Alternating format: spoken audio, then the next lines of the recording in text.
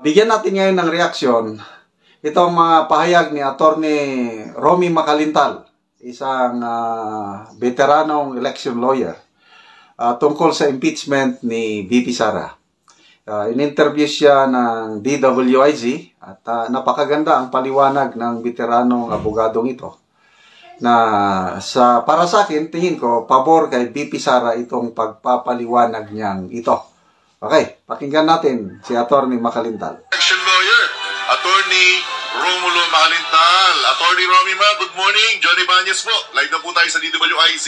Hello, Channel 23. Magandang umaga, Jude, at sa iyong mga tagapanood, tagapakinig. Apo, long time no see at no talk, Attorney Romy Ma. Yeah, kumusta sa inyo ka dyan? Apo, okay naman po. Maraming salamat sa pagkakataon. Kasi actually, marami po ang lumalabas na balita, anggulo, na sinasabing may kaugnayan dito sa impeachment complaint laban kay VP Sara. Pero sa isang panayam na binabanggit mo, na mukhang 8 senador lamang ang kinakailangan, Attorney Romy Mac, para ika ngay matapos o tama ba? Yung term na gagamitin mo, mapawalang saysay itong impeachment na ito?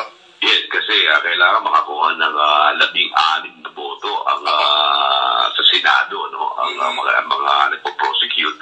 At saka kay Sara naman, kung makakuha naman siya ng 8, ay maaaring mabaliwala yung impeachment na laban sa kanya. Okay, so 8 lang. Mamaya, later part of interview, may mga mababanggit na mga senador. Sino-sino yung posibleng 8. So, sigurado na. Yung 8, baka masobrahan pa nga eh. Alam mo dyan, yan ay numbers game yan. Politika yan, ano? Sila mismo magkakaroon ng pagkakataon na gumawa ng sarili nilang evaluation. Yung mga definition ng mga crimes dyan, yan ay depende sa magiging definition ng mga senador o ng mga kongresista.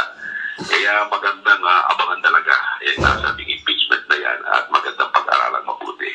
Opo, para sa inyo ba at base na rin sa kasaysayan ng ating bansa, Attorney Romy Mac, napapanahon ba at may panahon pa ba ang dalawang kapulungan para isulong itong hakbang na ito laban sa pangalawang Pangulo, Attorney? Well, it's a matter of strategy, ano, doon sa mga nag-ahain na sabi mga impeachment complaint. Para sa akin, kung isa lamang sana ang mag-ahain, mas mabilis yan, ano? At lalo magiging mas mabilis kung ang mga kongresista mismo ang mag-ahain ng isang verified complaint. Ang ibig kong sabihin, yung 1/3, ano, ng ating mga kongresista, kung sila ay mag-ahain ng isang complaint na pirmado ng at least 1/3 of all the members, yan ay wala nang iba pang deliberasyon, dire-diretso na agad yan sa Senado at magkakaroon na agad ng trial. Kaya yun ang tinitingnan ko dyan, na kung sakaling talagang gustong bilisan yan, ay magkakahain na lamang yung 1/3 of the members of the House of Representatives na nasabing articles of impeachment para magsimula na agad ang trial sa Senado. Pero mukhang magiging... Okay. So, meron na pong ongoing signature drive sa Kamara. According to Ka Eric sa kanyang bubuit sa loob ng Kamara, as of yesterday, 60 congressmen na ang nakapirma sa resolusyon, yung sinasabi ni Attorney Macalintal na idiretso na. Hindi na dadaan yan sa Committee on Justice. Kasi aapurahin nila. Planado, sabi ni Senator Bato, planado. So, walang saysay yung panawagan ng Pangulong Marcos na huwag nyo nang ituloy dahil nakakaabala lang sa ating trabaho. Walang saysay yung manifesto of support ng mga kongresista. Sinusuportahan daw nila ang Pangulong Marcos, kailang sinusuway naman nila yung kanyang kagustuhan. Kung talagang kagustuhan yun, baka drama lang. Kaya, very exciting talaga ito. Makikita natin bago mag-break ang mga kongresista sa December 20, kung naiakyat na ba ang impeachment complaint sa Senado. Kontra ito, Attorney Max, sa pahayag nila kung sila mismo po ang maghahain ng impeachment complaint. Tama po ba? Dahil Maray nilang itinatanggi na nasa agenda ng Kamara ang paghahain ng impeachment laban sa pangalawang Well, kaya nga, marami naman ang sa kanila ang halos nagsasabi na maraming paglabag sa batas ang Vice President. Kaya kung talagang iyan ay itutuloy nila, yun ang pinakamabilis na paraan. At magkakaroon talaga sila ng panahon. At saka isa pa, iyan kahit na sino maghain yan, kung talagang gustong bilisan ng House of Representatives, kaya din naman nilang gawin yan. Kasi hanggang mga March pa naman ang magkakaroon ng sesyon ng ating Kongreso. Although may mga pagkakataon magkakaroon pa sila ng mga adjournment. Opo, pero alam naman natin, Attorney Romy Mac, na after nitong Christmas break nila, magiging abala lang sila next year sa nalalapit na midterm elections. Oo. Kaya yun pa rin ang mga balakid dyan, Pero siyempre, tingnan lang natin kung ano pa magiging mga kaganapan. Pero maganda yung mga dynamics natin nakikita dyan. Makikita natin kung talagang may magagawa yung mga nagreklamo laban sa Vice President. Alright. Sa inyong pananaw naman, bagamat marami rin pong nagsasabi na hugas kamay or kumbagay playing safe lang ang Pangulong Marcos dito sa impeachment complaint na to, ano ang basa ninyo sa naging hakbang ng Pangulo na ika ngay siya mismo ang humikayat or nag-atas kung pwede, wag nang ituloy ng Kamara itong mga hakbang na ito dahil mas maraming problemang dapat pagtuunan ng pansin. Attorney Romy Mac. Siyempre, yun ang sasabihin. So, yun po ang naririnig ko rin o nababasa ko, hugas kamay ang Pangulo. Ako nung una, paniwalang-paniwala ko yung hangarin ng Pangulo na ayaw niyang magulo ang politika sa ating bansa. Kaya, humiling siya sa mga kongresista na itigil ang impeachment. Kaya lang ngayon, itong mga pangyayari ngayon na dalawang impeachment complaint na ang naihain, may pangatlo pa, tapos inaapura na ang pag-endorse, wala na. Drama lang pala, yung hugas kamay, yung sabi ng Pangulo na huwag niyong ituloy.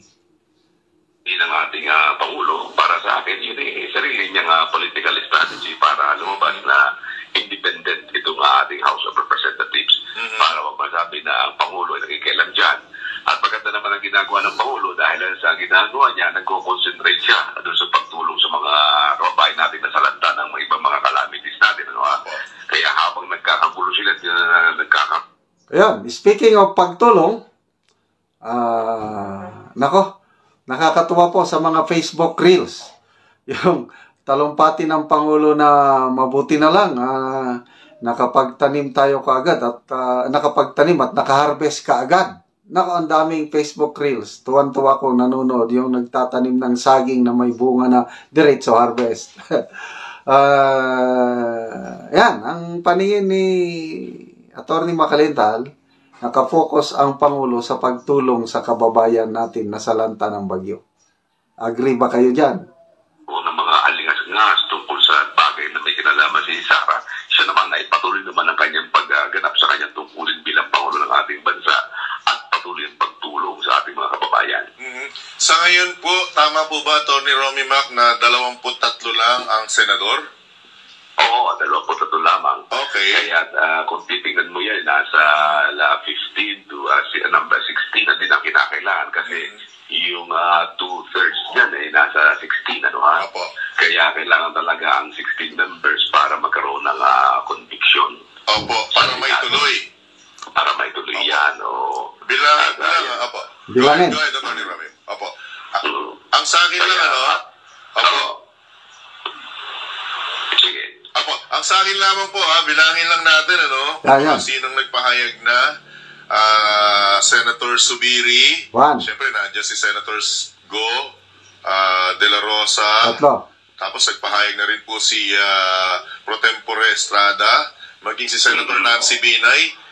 Lima pa lang yung nababanggit ko, so okay, yung sinasabing nagpahayag, yung nai-interview nila dito sa DWIC.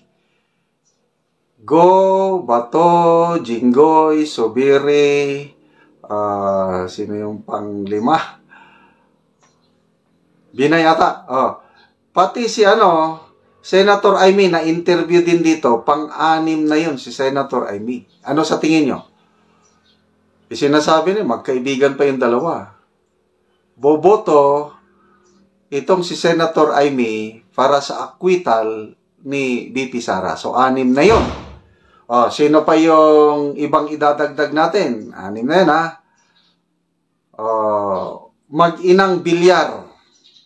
Klaro, Maka Duterte, yung mag-inang Bilyar, Cynthia and Mark. So, 6, 8 na. Aasahan natin yung magkapatid na Cayetano. Makakakuha tayo dyan ng 1 o 2. Tapos meron pa yan si Senator Joel Villanueva. Nandyan pa si Senator Ligarda. So 11 ang posible na boboto pabor para sa acquittal ni BP Sara. 8 lang ang kailangan. Adi? Panalo ng ating BP Sara. Sige lang, bring it on. Isampan nyo na, iakyat nyo na ang impeachment complaint sa Senado para magkaalaman na.